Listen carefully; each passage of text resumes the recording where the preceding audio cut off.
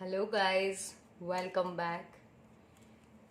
आज की वीडियो में हम कॉल बाय वैल्यू फंक्शंस के बारे में बात करने वाले हैं। यदि इस वीडियो से पहले आपने जो फंक्शंस पर इस प्लेलिस्ट में वीडियोस एडेड हैं, यदि वो नहीं देखी हैं तो वो 4 टाइप के जो यूज़र डिफाइंड फंक्शंस होते हैं, आप पहले उन वीडियोस को देखें। उसके बाद में ये वीडियो आपको ज़्यादा अच्छे से समझ में आएगा। और एक चीज़ और कहना चाहूँगी मैं कि मैं सारे कमेंट्स, जितने भी अलग अलग वीडियोस पर आप लोग के कमेंट्स आते हैं, मैं सारे कमेंट्स पढ़ती हूँ। और thank you so much guys. मैं बहुत खुश हूँ कि मेरे वीडियोस आप लोगों की हेल्प कर रहे हैं और आप लोग वापस उसका फीडबैक भी दे रहे हैं। So thank you so much guys.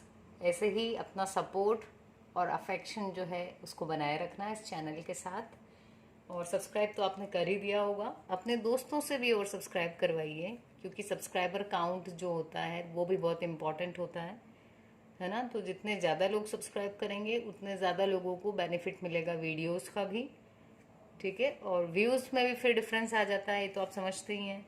आप मुझसे ज़्यादा, आप लोगों को बहुत से लोग यूट्यूब ज़्यादा समझते हैं। चलिए, तो आज हम बात करने वाले हैं कॉल बाय वैल्यू के बारे में।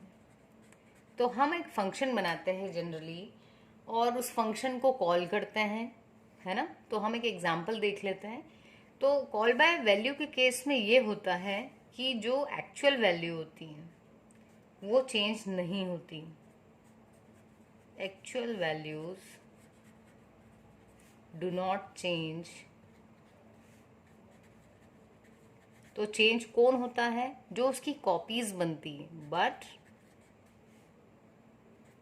changes occurs in the copies, जिस वेरिएबल में आप उसको कॉपी कर लेते हैं, है ना।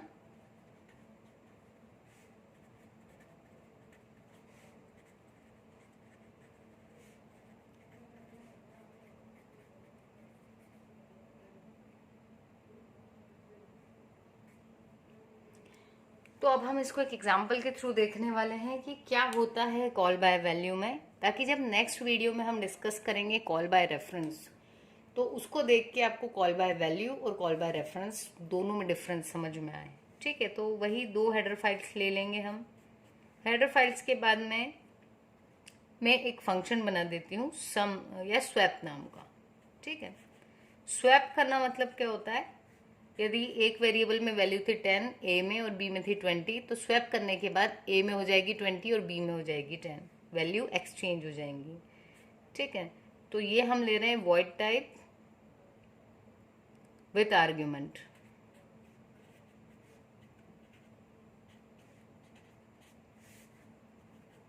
तो यहाँ पर ए और बी की वैल्यू आपस में बदलना है, तो हमने एक थर्ड वेरिएबल ले लिया और ए की वैल्यू को पहले इस टेम्परेरी वेरिएबल में दे दिया, ठीक है। फिर ए में बी की वैल्यू कॉपी कर ली। अब बी के अंदर जो ए की कॉपी हमने पी में रखी थी वो ले ली और यहाँ पर हम प्रिंट करवा देंगे सी आउट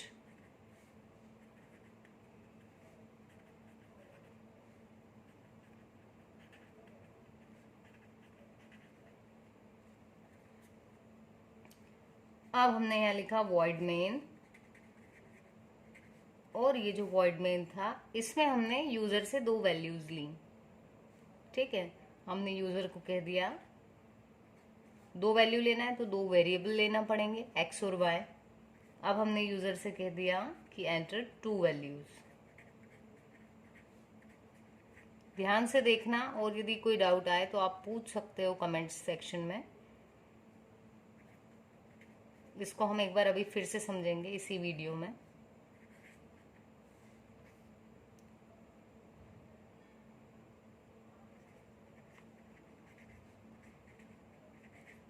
एक बार फिर से बोल रही हूं मैं कि यदि आपने जो फंक्शन वाली वीडियो थी वो नहीं देखी है तो उसको देखना बहुत ज़रूरी है, अदरवाइज़ ये आपको समझ में नहीं आएगा। तो फंक्शन वाली जो वीडियोस थी वो भी हमने यहीं पर इसी प्लेलिस्ट में ऐड कर रखी है।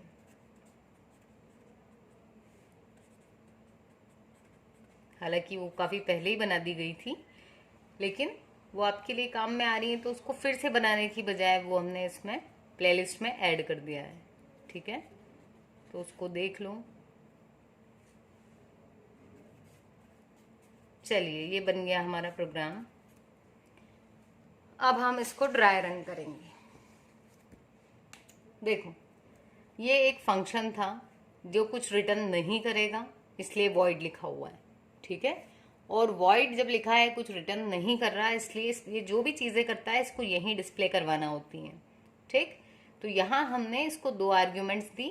यहाँ ब्रैकेट्स में आप जो भी देते हो वेरिएबल नेम्स, उसको आर्ग्यूमेंट या फिर पैरामीटर्स कहते हैं। ठीक है, तो ये जो पैरामीटर्स दी, अब इनको यूज़ किया। अब देखिए यहाँ पर क्या कंसेप्ट होगा कि ए और बी की वैल्यू अगर आप एक्सचेंज करना चाहते हो तो टेम्पररी वैल्यू होल्ड करने के लिए एक तीसरा वेरिएबल लगता है ना। मान लो आप 2 दोस्त हो और दोनों के हाथ में गिफ्ट्स हैं। अब उन गिफ्ट्स को एक्सचेंज करना है यदि, तो कैसे करोगे? गिफ्ट इतने बड़े हैं कि दोनों के दोनों हाथ बिजी हैं, तो गिफ्ट कैसे दोगे? डायरेक्टली ना तो दे पाओगे, ना दूसरा वाला ले पाएगा। आपको क्या करना पड़ेगा, एक थर्ड बंदा ढूंढोगे, उसको कोई एक अपना गिफ्ट देगा, दूसरा वाला पहले उसको दे देगा और फिर उस बंदे से वो सामने वाले को गिफ्ट दिलवा देगा। ठीक है, तो वही काम कर रहा है यहाँ पर टी नाम का वेरिएबल। ये पहले ए की वैल्यू को ले लेता है। अब ए फ्री हो गया तो बी की वैल्यू ए में डाल दी हमने। ठीक है, बट अब जो बी में वैल्यू देनी थी ए की ओरिजिनल वाली, वो तो अब ए के पास है नहीं। वो ए ने किसको दे दी थी शुरू में? टी में। तो अब टी से हम उस वैल्यू को बी में दे देंगे। तो अभी हम इसको ड्राई रन करते हैं। ये हमारा एक फंक्शन बना हुआ है, इसको हमने यहाँ डिफाइन कर रखा है फंक्शन को। अब यहाँ आए मेन में। हमेशा से हम बात करते आए हैं कि कोई भी प्रोग्राम जो है मेन से ही एग्जीक्यूट होता है। तो सबसे पहले ये लाइन एग्जीक्यूट हुई। कंपाइलर जब देखते हुए आया तो उसने देखा कि ठीक है, इस नाम का फंक्शन बना हुआ है, कहीं कॉल होगा तो मैं इसको कॉल करवा लूँगा। यहाँ आए, यहाँ लिखा है एक्स वाई। अब जो आउटपुट स्क्रीन होगी हमारी, मान लेते हैं ये आउटपुट स्क्रीन, यहाँ क्या दिखेगा? Enter 2 values. अब हम जो भी वैल्यूज देंगे, मान लो हमने दे दिया 10 और दूसरी वैल्यू दे दी 20, तो 10 पहले चला जाएगा एक्स में, यहाँ मैं लिख देती हूँ साइड में कहीं, एक्स में आ गया 10 और वाई में आ गया 20। अब क्या हुआ, यहाँ पर लिखा है स्वैप। ये देखो फंक्शन का नाम लिखा हुआ है, और क्योंकि यहाँ 2 वेरिएबल थे तो देखो 2 आर्ग्यूमेंट पास भी किए। तो स्वैप जो है ये है फंक्शन कॉलिंग। जैसे ही यहाँ पर कंट्रोल आएगा तो एक्स और वाई की जो वैल्यू थी 10 और 20, ये आपका कंट्रोल यहाँ से सीधा किसके पास आ जाएगा? इस फंक्शन के पास।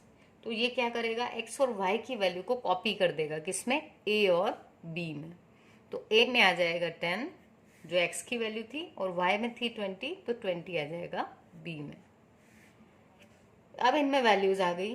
अब क्या होगा, एक्स और वाई की वैल्यू इसमें कॉपी हो गई। अब यहाँ पर हम इसको ए और बी के नाम से एक्सेस करेंगे। तो यहाँ एक टेम्परेरी वेरिएबल था टी।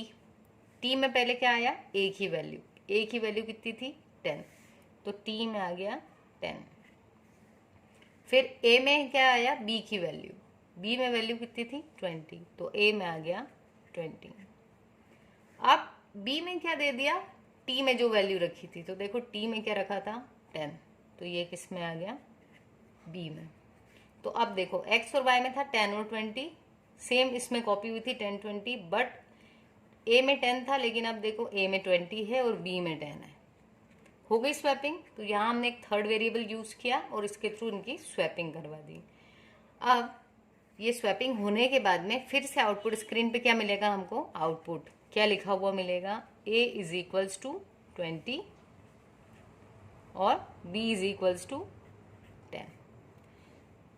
ये हमको आउटपुट मिल जाएगा। बट हमने एक चीज और करी अभी। क्या किया?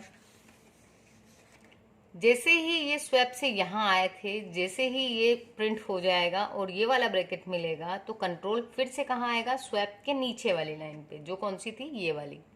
यहाँ पेज खत्म हो गया था इसलिए यहाँ लिखा है मैंने। तो स्वैप के नीचे वाली लाइन मतलब ये, इस पर जैसे ही कंट्रोल आएगा तो हम ये देखें कि ये पूरे चेंजेस किस में हुए थे? ए और बी में। और वैल्यूज एक्चुअल किस में दी थी हमने? एक्स और वाई में। तो एक्स और वाई में तो कोई चेंज नहीं हुआ है, इसलिए जब ये वाली लाइन एग्जीक्यूट होगी तो x की वैल्यू तो अभी भी क्या प्रिंट होगी, जो पहले थी 10, और y की वैल्यू क्या थी 20, तो यही प्रिंट होगी। तो इसलिए इसको कहते हैं कॉल बाय वैल्यू, मतलब हम यहाँ पर क्या कर रहे हैं, वैल्यूज पास करवा रहे हैं, और ये जो चेंजेस हो रहे हैं वो किस में हो रहे हैं, ये जो कॉपीज बन गई, एक्स और वाई की कॉपी बन गई ए और बी। एक्स और वाई को अलग मेमोरी लोकेशन मिला था, और यहाँ आने पर ए और बी को अलग मेमोरी लोकेशन मिला। तो जैसे एक्स और वाई में 10-20 आया था, ये जब कॉपी हुआ तो पहले इसमें 10-20 आया, और फिर यहाँ स्वैपिंग जब हुई तो ए में आ गया 20 और बी में आ गया 10। और जब हम वापस यहाँ आए और हमने इस वॉइड मेन वाले प्रोग्राम फंक्शन में जब हमने प्रिंट करवाया एक्स और वाई, तो ये जो वैल्यू थी एक्स और वाई की वो वाली प्रिंट हुई। ठीक है, तो इसको कहते हैं कॉल बाय वैल्यू। इसमें जो हमारी ओरिजिनल वैल्यू थी उसमें कोई चेंज नहीं आता है।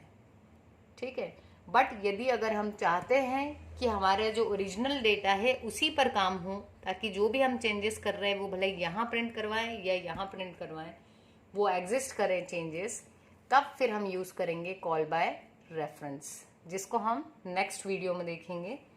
इस वीडियो में यदि आपको समझ में नहीं आया है तो आप इसको दोबारा से देखना, इस वीडियो को, चीज़ें आपको काफ़ी क्लियर होंगी, क्योंकि मेरा मोटिव यही रहता है कि हम काफ़ी इजी वे में आपको समझाएं, ताकि पढ़ाई आपको एक बर्डन ना लगे, बल्कि आपको थोड़ा एक्साइटमेंट हो कोडिंग को लेकर के। कोडिंग सेम वैसी है जैसे मैथ्स में हमारे कुछ सॉल्यूशंस जब आ जाते थे और जो खुशी होती है हमको मैथ्स में, सेम थिंग जब हम कोडिंग करते हैं और प्रोग्राम रन हो जाता है तो वही सेटिस्फैक्शन और खुशी मिलती है, और मैं चाहती हूँ कि वो खुशी आप लोगों को भी मिले, है ना। तो इसलिए, लेकिन खुशी मिलने से पहले क्या ज़रूरी है कि आप उसके लिए काम करें। तो आप काम ये करना है कि कंसेप्ट्स को अच्छे से समझना है।